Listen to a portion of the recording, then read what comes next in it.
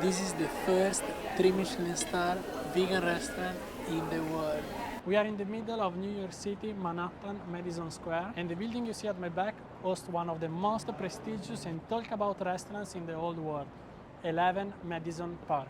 I'm Andre, aka Chef on a Journey, and in this channel we'll take you to the top restaurants in the world. We'll show you different foods from different cultures, and I will even teach you how to cook some healthy, delicious recipes that you can do from home. So if you like good food and traveling, make sure to subscribe now.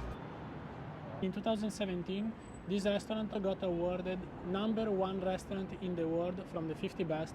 But I just want to make you understand how amazing the chef of this restaurant is. During COVID, he turned this kitchen into a community kitchen, serving food to all the New Yorkers in need. In 2021, when it was time to reopen, he decided to go completely vegan. Usually, you know, when you think fine dining, you think prime cuts of meat, Lobster, caviar. butter. So it was a shock. He could have literally lost all his stars. But guess what? In 2022, the Michelin Guide confirmed 11 Madison Park was the first vegan restaurant with 3 Michelin stars. Let's go.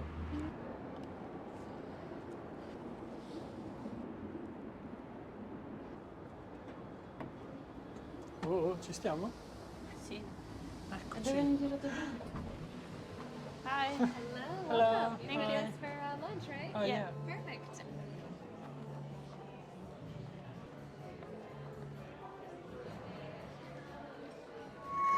Thank you very much.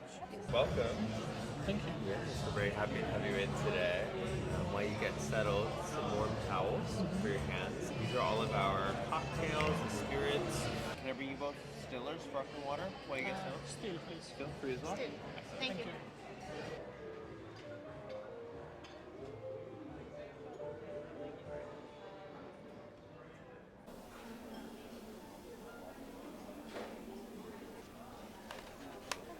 Some of my favorite producers in the Jura right now, Benoit Coutine and Stéphane Tissot. They're definitely legends here in the Jura. Down here, the Savagnin from François Rousset Michelin. This is definitely going to be savory, almost a little bit nutty, but also a really kind of iconic producer that I think would work really well for you. Nice. Yeah, lovely. This is the tea that we're making from radishes, adding different warm spices to this. Thai basil, lime leaf, and coconut with some galangal. It smells like a mix of in between broth and a tea. It smells really good. Completing the radish theme here, we have radish and variations in the form of a salad below, layered with sea fennel and fermented mint leaves, finished with a lemongrass vinaigrette. And underneath the lidded bowl here, you have a radish dumpling with steamed inside, some bamboo. You have a Thai bird chili oil as well as a koji broth. I do recommend starting with the dumpling there and try to enjoy it in one bite if you can. Buono.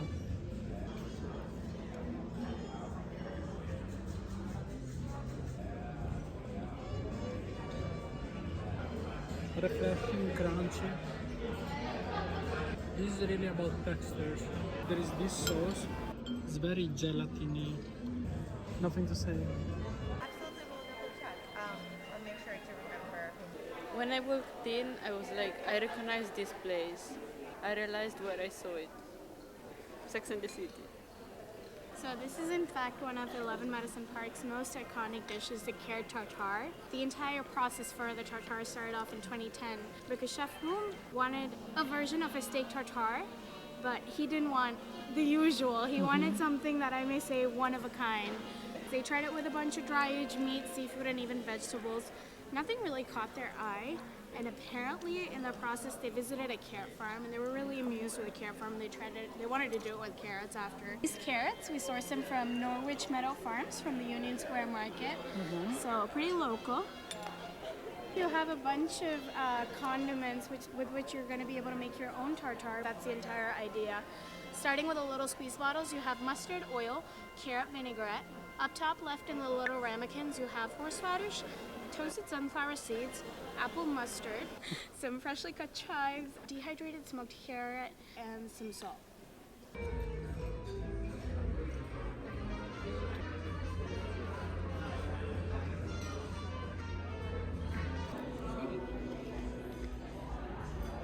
È buono, non è che possiamo dire che non è buono. Poor guy. Oh, he's alive. He's a bit dry today. Can I bring up you a fresh glass for your wine? It's okay. Are you sure? Yes, I don't mind. Okay. Thank you.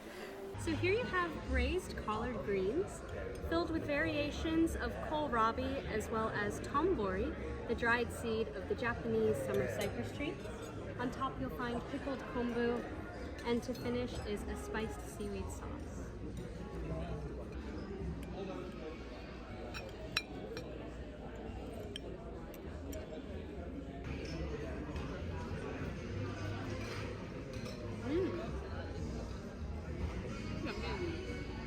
Is a silken soy tofu that's been topped with roasted cabbage, perilla oil, and a cabbage broth.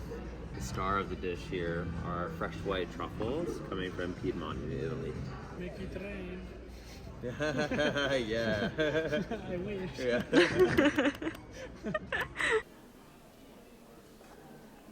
Thank you. Wow. How beautiful this looks. The tofu is so warm and almost creamy, and the truffle really balanced that out with its acidity. I'm just like aesthetic. Aesthetic? Aesthetic?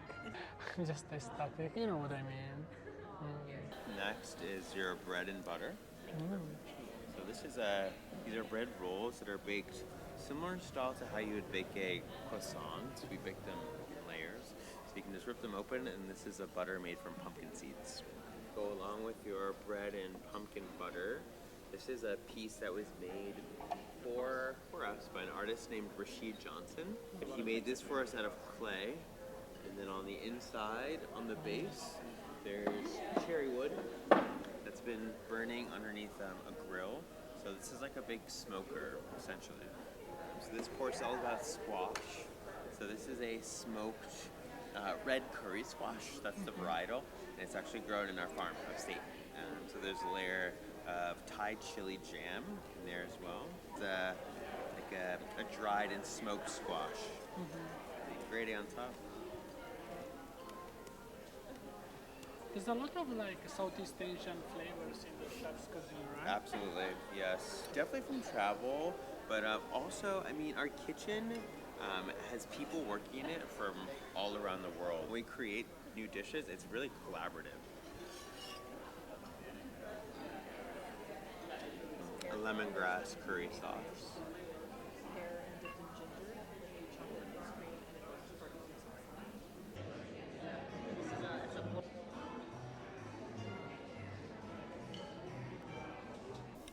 I love it. Just tell me a plate. The flavor of the pumpkin is so intense.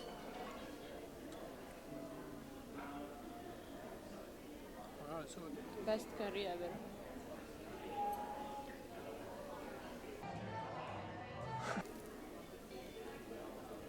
Oh my god. Mi hai distrutto il panino. Light, crispy, spicy. It's flaky but spongy. Let's try with the butter.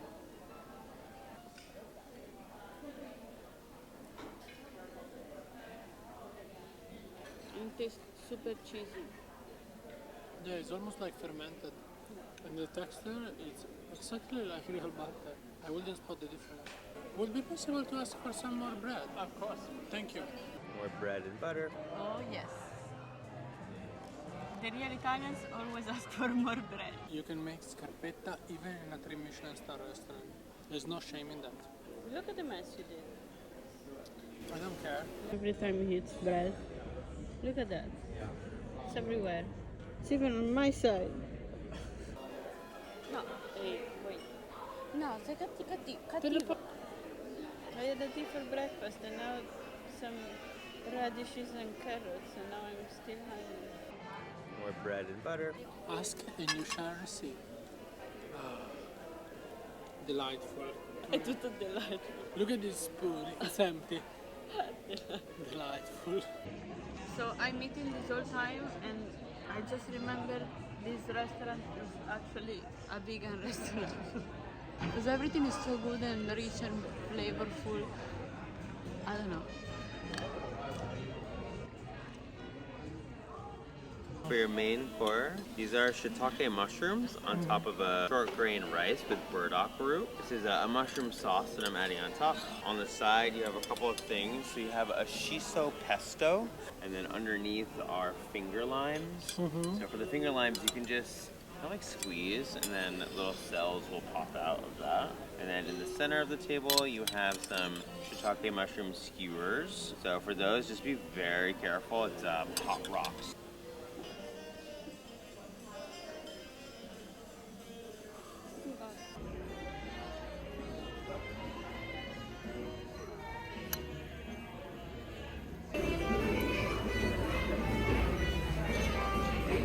Finger lime tastes almost like a very bitter and citrusy grapefruit. This dish doesn't really excite me that much. The texture is very mushy. Alright, well come on in. You can meet the team. Welcome in. You can see the team. We are doing a bit of a meeting behind here, but it's fun to see. I'm Dominic. Nice to meet you, Dominic. How's everything going? Yeah, good man. Good. Is this your first time with us? Yeah. Okay, cool. Welcome. You're gonna Nice have to meet plant-based food for staff food as well? Yeah, exactly. Yeah, everything. that's There's cool. no animal product in the restaurant at all. Everything is plant-based from the menu to family meal. So. What moved the chef to go plant-based? There's many reasons, but it had been like many years that we were questioning like some proteins that were like tired of serving like caviar and serving fish or serving duck, and we were like, oh, it just felt like repetitive, and also, yeah, it's kind of where the world was heading to in a way, where we want to be like a little bit more thoughtful of the planet. But the first thought was really to be creative. It's really to find a way to push yourself to create something that we haven't done before. And then when we were redoing the same dishes over and over for 15 years, and kind of perfectioning it was great, but at the same time, it was still for many years the same caviar, the same duck, or some of the same staples and signature dishes. So now we're like, if we rip this apart, then we'll just have to create new things, and then we'll just have to like start from scratch, and we did. It took us like months to figure out, for example, the bread and butter, to do like a really nice lamination like that. How you emulsify the pumpkin seeds like that? Yeah, well, basically, like the pumpkin seeds, we do three parts. So we have a pumpkin seed oil, a pumpkin seed milk, and a pumpkin seed miso. Okay. And basically, we make those in-house, and then we culture our milk. This is basically just soaked seeds that we blend, and then after that, we add like a vegan culture into it. Okay. And we let it ferment overnight, and then the next day, it's like sour, a little bit like yogurt. And then we're also making a miso in-house. So it takes about like 6 to 8 weeks to produce. And that's like a really like strong miso. It's like really like it has like this like funky like cheesiness in it. And after that, we just emulsify all of it together, and then we finish it with a little like miso glaze on top to give it a little bit more umami. But It was yeah, to amazing. forget, with the temperature, the melting on the bread, that was like something we were really good. proud. That was the first like kind of milestone that we hit. That keeps getting better every menu, and this menu just changed last week. Hopefully more people are gonna follow your lead, like. Yeah, hopefully, yeah. That's a goal also. There's not so many fine dining restaurants that are cooking fully plant-based, so hopefully we'll inspire some more people to cook like that, because it's possible and can be just as delicious. For sure. I would love also maybe to have you, would love to be able to follow your content and everything. Of course. Would you mind make sure you have my business card? If there's anything that you need, just feel free to email me, okay? Thank you so much. Awesome. Thank you. Thank you. This is actually a New York tradition. This is a Brooklyn tradition. It's called an egg cream soda. Okay. Have you ever had an egg cream? So an egg cream soda is, of course, there's no egg or cream in this version, but it is a classic Brooklyn treat from the 1800s. Became very popular in the 50s and 60s. And so it's usually milk as the base, soda water to finish, and the flavor either chocolate or vanilla mixed together. So our flavor of this soda is going to be a malted vanilla, so we'll have that nice malted texture. And oat milk that we infuse with vanilla ourselves. And of course, to finish, some soda water here.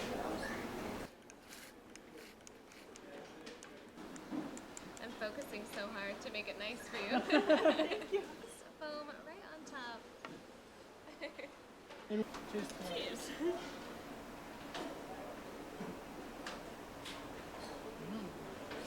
I love it. I saw you were doing like community kitchen. Today we still do that kitchen. Oh, So we call really? it the Rethink program.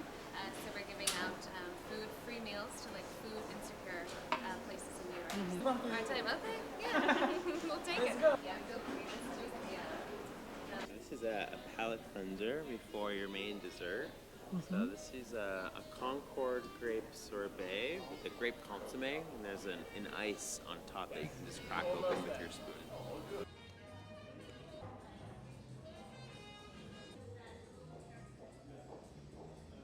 Light, fresh, sweet, not too sweet. Troppo buono. All sort of different textures in it. The palate cleanser. Best mouthwash ever. Clean up the whole thing. Pear brioche with a ginger custard and filled with a pear compote. The other side of the dish, a chocolate ice cream with candied ginger and cocoa nib. It's topped with a veil of poached pears. I love the flavor combination, goes so well together. And of course, chocolate. It's hard to believe everything is vegan, like seriously, you were saying this before, but don't take it for granted, guys. In the center, you have this cream made of what? I remember. It's really, really good. We focus so much in taking good videos when they come explaining the dishes that we rarely pay attention to what they're saying, and then we end up eating it and we're like, oh my god, this is so good, but What it is? So these flavors are very complex as well. It's like, so unless you're Rene Redzepi, you're not just gonna guess all the ingredients. Comincio a stare piena. Starting to get full. Made with 4 different types of plant-based milks. So there's coconut, rice, hemp, and pumpkin seed milk. So the idea is to try all of them and taste them and try to guess which one is what. Okay, this one is coconut. Così. In all honesty, I have no fucking clue.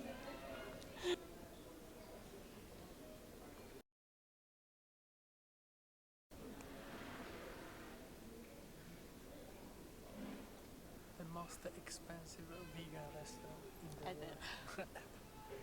This is to take home. This is for breakfast in the morning. Some granola that we're also making here, which is really delicious. And then we printed out your menus that are inside here as well. So Thank you so much. little reference for everything, but it's been a pleasure. Thank you both. Likewise. Take care. Good Thank night. you so much.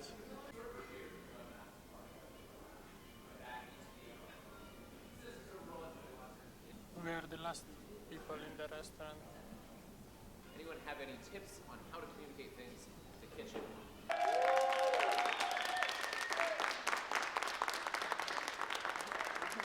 Vermouth that we're making here at the bar. So it's a wine base, but then we're adding different herbs and spices to it. But we've been changing it seasonally. So this menu is with peaches and pears.